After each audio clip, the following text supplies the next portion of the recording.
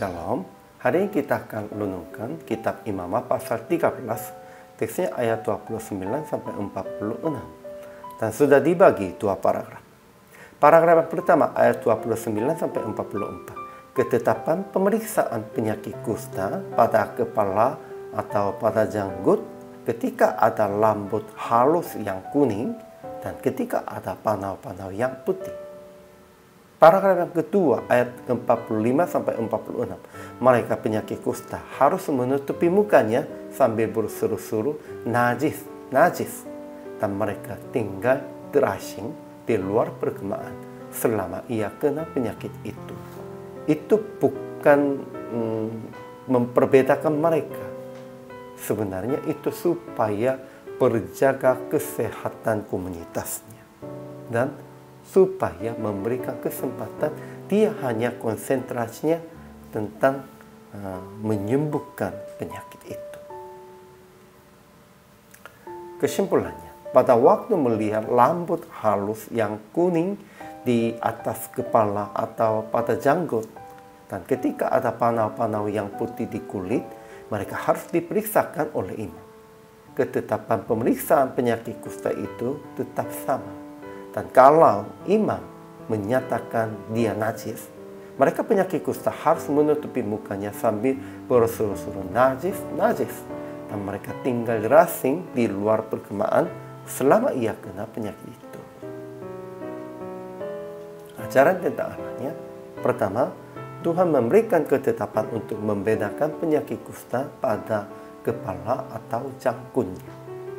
Kedua, Tuhan perintahkan keluarkan, asingkan orang penyakit kusta dari perkemahan. Itu supaya berjaga kesehatan komunitas umat.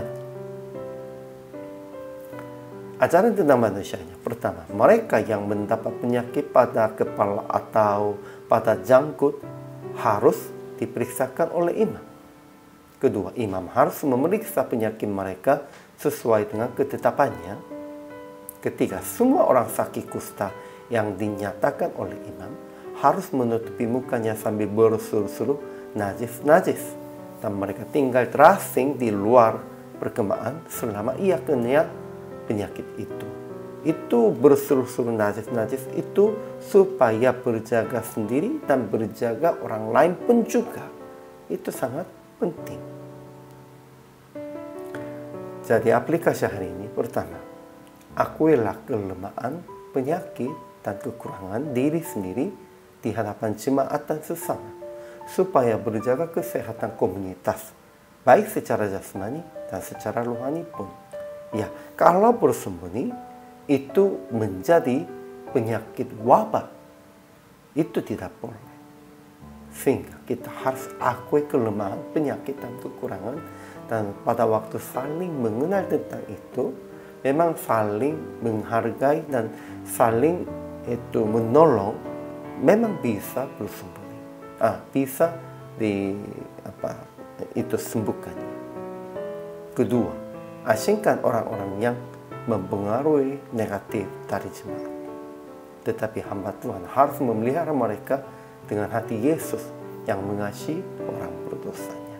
Ya, harus membedakan untuk tidak mempengaruhinya negatifnya, tetapi juga harus memelihara mereka supaya mereka juga harus disembuhkan.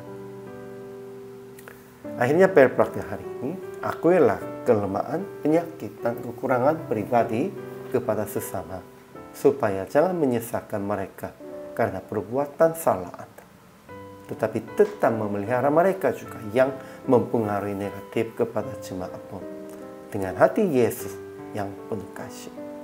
Kita semua orang percayanya harus mengikutinya perjalanan Yesus dan harus menerimanya sesuai dengan hati Yesus yang penuh kasih.